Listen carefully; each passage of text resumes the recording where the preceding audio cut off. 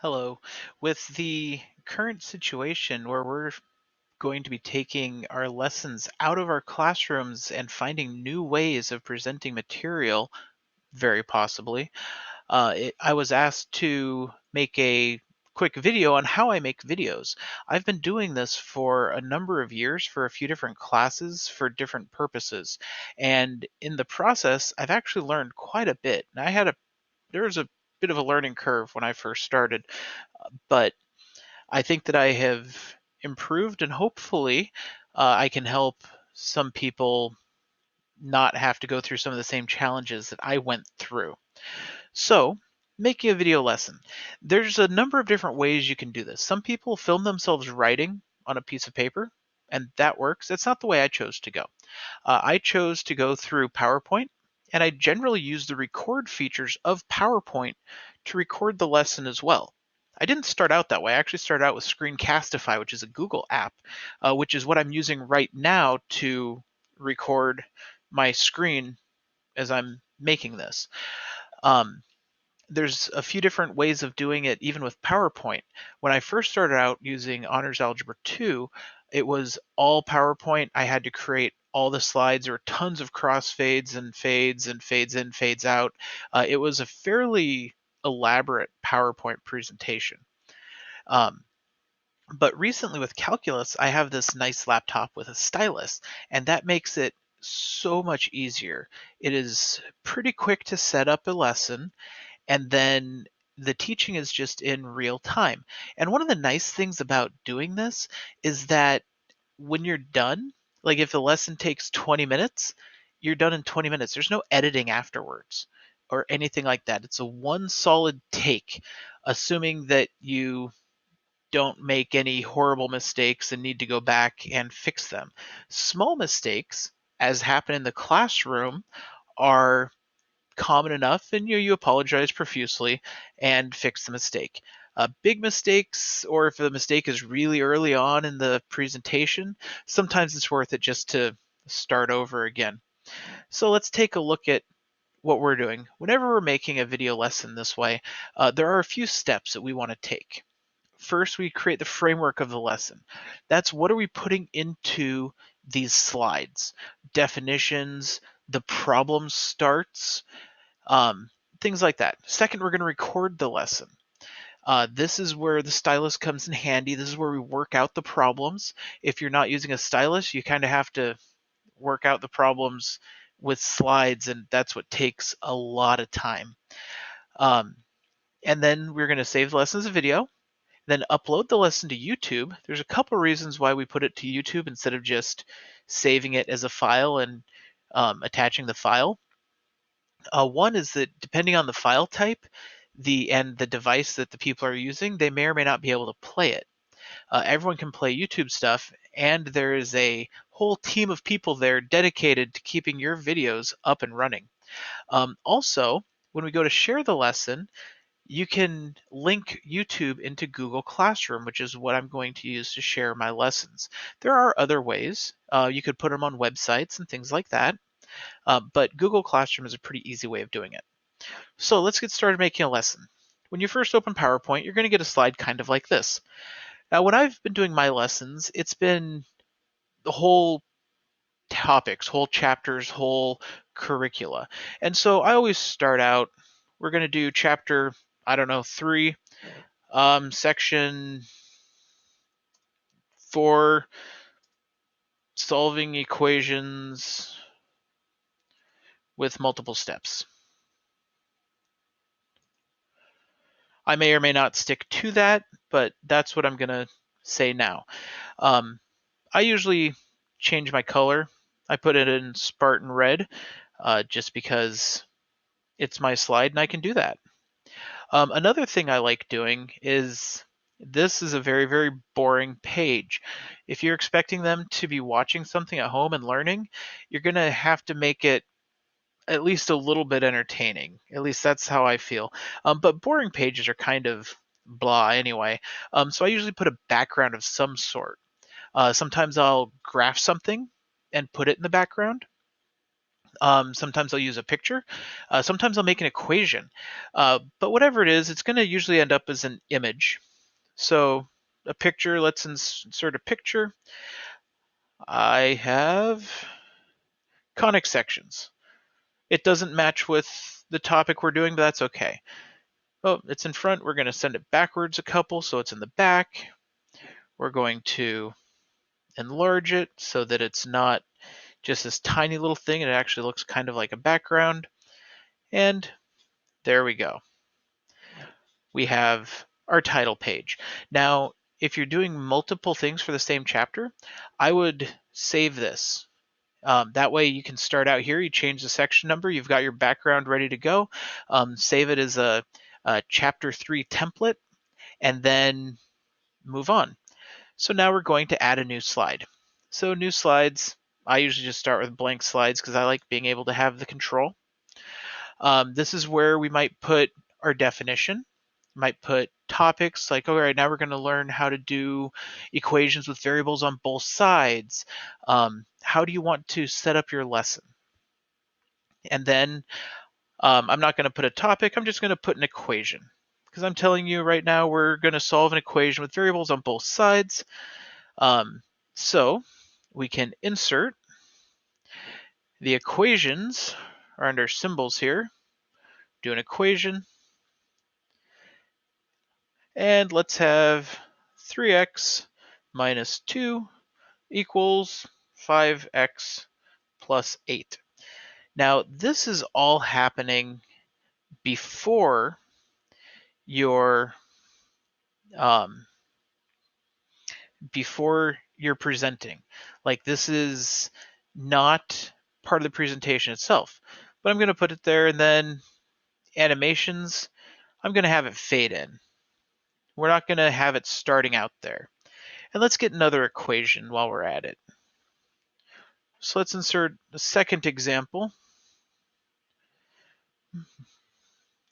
Let's make this one a little bit more interesting.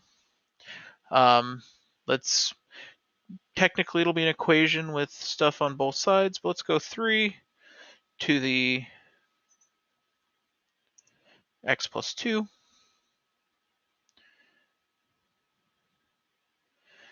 equals 9 to the x. You can use the equation stuff at the top of the page, but after you've been doing it a few times, you start to learn the shortcuts, and so that makes it a lot easier.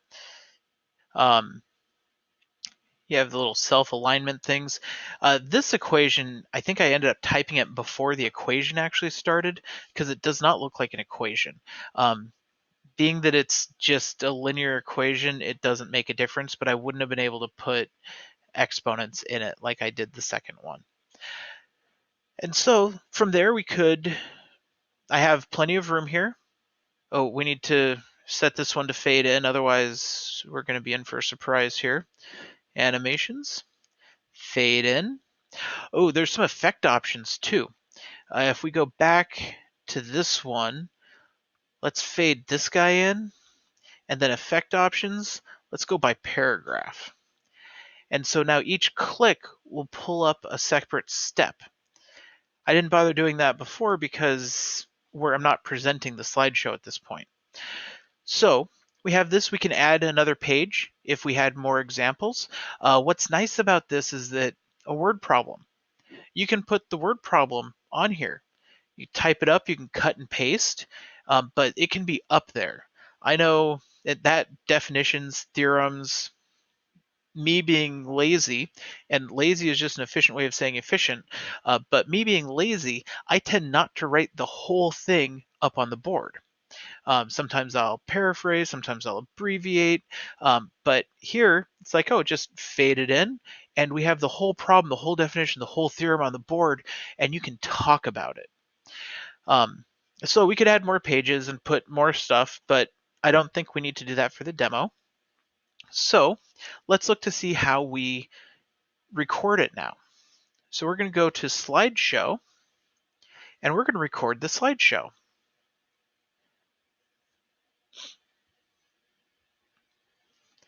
So let's record. It should take me back to the beginning, I hope.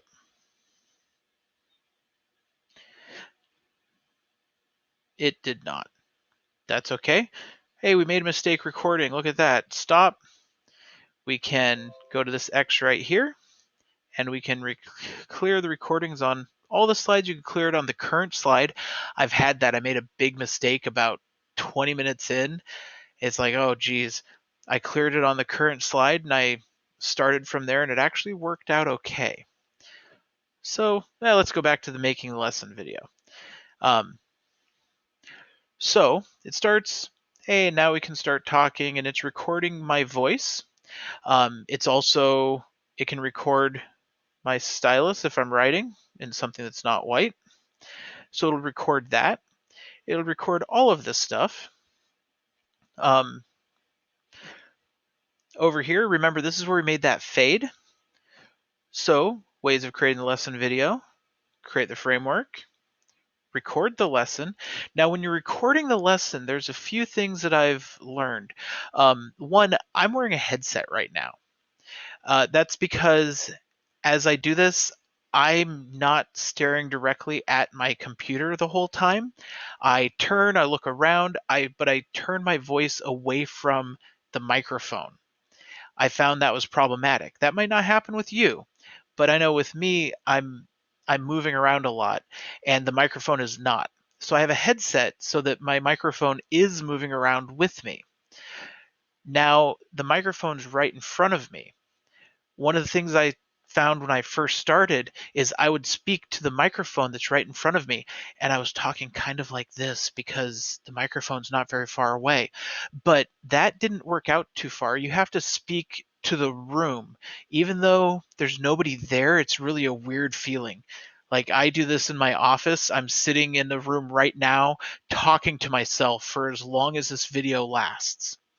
But something that's helped me is I'll stand up when I'm doing it as well. That helps me to speak to the room, and it makes a better teacher voice. Then we'll save the lesson as a video. We'll upload the lesson to YouTube, and then we'll share the lesson. So this would be the start of our deal. This is where I would welcome my students back, give a brief overview of what we're going to be looking at today. I mean, it's the introduction to any lesson that you're doing in a classroom. And then we move on. It's like, all right, our first example, we have 3x minus 2 equals 5x plus 8. First thing we want to do is we want to gather the variables to one side of the equal sign. So I'm going to switch to a red.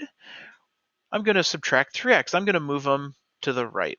So minus 3x on both sides, which gives us negative 2 equals 2x plus 8. Now we can subtract 8. Subtract 8. Negative 2 minus 8 is not negative 6. It is, in fact, negative 10 equals 2x. I know sometimes I'll ask how many of you guys were thinking it was going to be negative 6. And it's amazing. The replies, they'll actually reply like, oh, that was totally me. I was thinking that.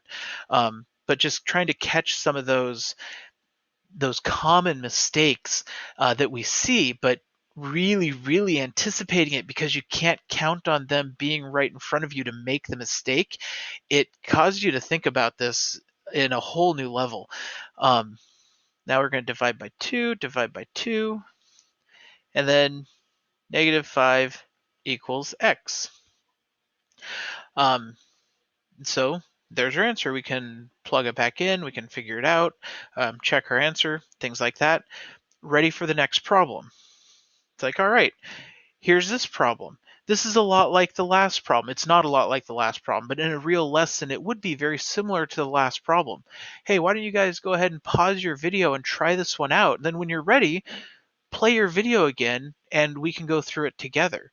Give them that chance to do the problem by themselves. They can pause, they can come back. Beautiful thing about this, they pause it, they do it, it takes them 30 seconds because they're that kind of kid, they don't have to wait for the kid that takes 5 minutes to do the problem. Same thing. You're the kid that takes 5 minutes. You don't have everybody staring at you, and that pressure to finish is the teacher's starting to get impatient waiting. It's in the privacy of their own home. They could pause their video, go and make themselves a sandwich, and come back, do it, and they can really benefit from it if they're doing it as they're supposed to. Um, so we have our problem here. 3 to the x plus 2 equals 9 to the x. There's a few ways of doing this problem. Personally, I don't have a calculator on me, so I'm not going to try and do a logarithm, but I know that 9 is 3 squared. So this, my handwriting's really bad. Usually I have my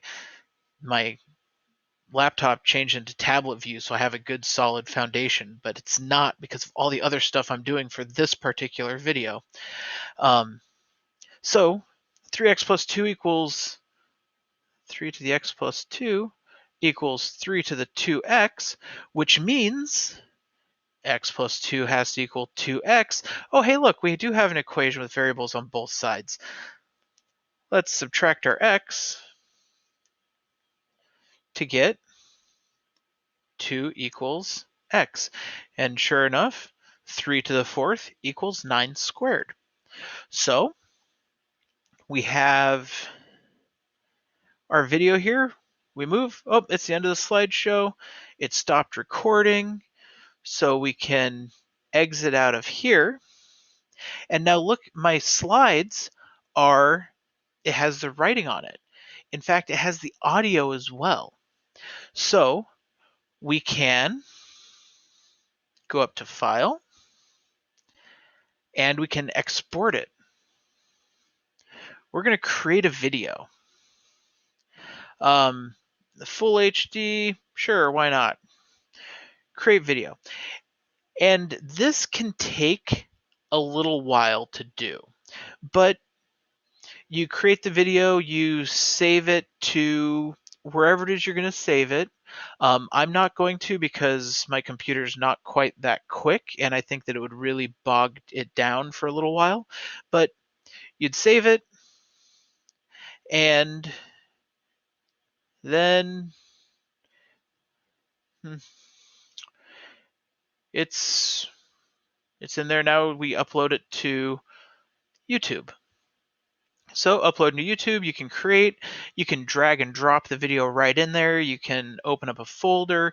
YouTube is super easy. You will have to create your own channel, but I'm telling you, like, people look at these. Like, I've had my channel for a few years so that my students can look at it. I've never told people to subscribe to me. They can always get it off of the Google Classroom stuff, but I have a few hundred subscribers. I was actually just had a French speaking math teacher subscribe to me. So apparently they get views. We see some of my calculus videos have 90 or 23 views. Most of my Algebra 2 videos, because they're a few years older, have a few hundred. I have one with like 9,000 or some crazy number of views. I don't know why. It's really not that good, but whatever. Anyway, so we upload it, and then, oh hey, we just did calculus 7-1 sequences. Cool. We're going to get our shareable link, go over to our Google Classroom. Under classwork, we can create something. I usually put it as material. Assignments have due dates and stuff, which you could do, but I usually just put it as material. And title, this is our video demo. Description, if you want, and then we're going to add a YouTube video. This is where we wait. We can paste that thing that we just saved It's almost like I was expecting that to be there. Hey, look, Calculus 7.1 BC sequences. We're going to add that, and it's right there. We don't have to upload it again. I know with my internet, which is super slow, that takes a while. And then we can post it. I'm not going to, because I think that this would freak out and confuse my pre-cal class, but you could do that. And then, what do some of these things actually look like when I have them done? So this is just a calculus one. I have it muted so that you don't have to listen to me while listening to me, because that sounds like some horrible form of torture. But right now I would be explaining just the general what we're doing, how did this connect to the last section. Um, and then as we scroll forward, notice my graph. We're talking about integrals in this chapter. My graph is about integrals. Right, so what is a definite integral? It's the area under the curve. There's an equation there. I'm going to fast forward through this, talking about the different pieces of it, talking about how it fits and like what's actually going on with a definite integral. We can approximate it using Riemann sums, etc., etc. We can approximate it using a calculator. Now, in this one, I just had screenshots of my calculator because they know how to do all these pieces. When I'm teaching something that involves actual calculator work, where it's a process you have to go through, curve fitting, for instance, what I do is actually screencastify and I record my calculator, and then I will embed that video into the PowerPoint itself. The trick is that the audio doesn't always come through, so I tend to record it with no audio, leaving space for me to explain stuff, and then I have to explain it while it's playing and not while I'm doing it. Hopefully my spacing and timing worked out kind of right. I can help people with that if that's something that you're looking at. Um, but we're doing that. And then the meaning, I have a few different meanings. We have the graphs of meanings. Like, I'm not going to be able to graph that by hand on the board and have it look nice, but having it show. We have some basic properties, and then this one was a really easy one to show why that one works out. The other ones I explained as we were doing it. Um, and then that would be the end of it. One of the things that I did notice in the beginning is that it's really hard to end the video. Like, what do you say at the end? And so in the process, I've developed a catchphrase that some of my students actually demand I say even when I'm doing a lesson in class with them. Otherwise, they just don't feel like they can work. So, until next time, keep working problems, keep asking questions, and as always, happy mathing.